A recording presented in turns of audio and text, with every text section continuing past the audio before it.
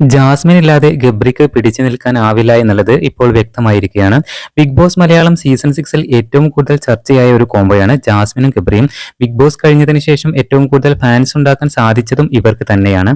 പാലക്കാട് വെച്ചുള്ള ഉദ്ഘാടനത്തോടനുബന്ധിച്ച് ജാസ്മിനോടൊപ്പമുള്ള വ്ലോഗ് ഗബ്രി തന്റെ യൂട്യൂബ് ചാനലിൽ പങ്കുവച്ചിരുന്നു. എന്നാൽ അത് ദിവസങ്ങൾ കൊണ്ട് തന്നെ വൈറലായിരുന്നു.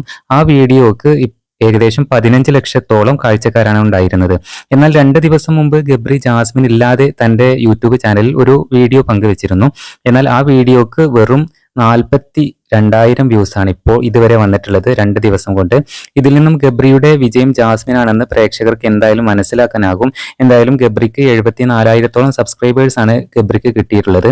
എന്ത് വന്നാലും ജാസ്മിൻ ഗബ്രിയെയോ ഗബ്രി ജാസ്മിനെയോ വിട്ടുകൊടുക്കാൻ തയ്യാറല്ല എന്നുള്ള കാര്യം 100% ഉറപ്പാണ്. ബിഗ് ബോസ് ചരിത്രത്തിൽ ഇത്രയധികം ശ്രദ്ധിക്കപ്പെട്ട ഒരു കോംബോ വേറെ ഉണ്ടായിട്ടില്ല എന്നുള്ളതും വ്യക്തമാണ്.